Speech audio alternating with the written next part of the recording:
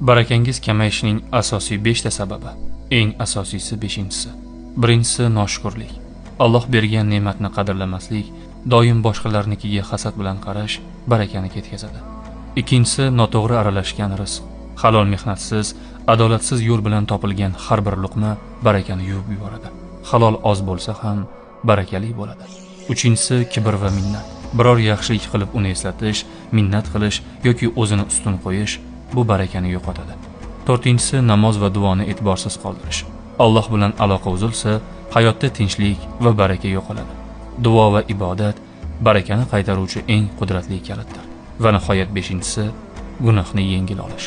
Ba'zan inson gunoh qiladi, bu insoniy hol, ammo undan ham xavfliroq narsa gunohni mayda narsa. Hamma shunday qiladi-ku deb oqlashdir. Bu barakaning eng yashirin o'g'risidir. Aslida barakani yo'q qiladigan sabablar ko'p va shu bilan birga barakani oshiradigan, inson hayotiga baraka kirib kelishi uchun nimalarga ahamiyat berish kerakligi bo'yicha ham ilmlar bor.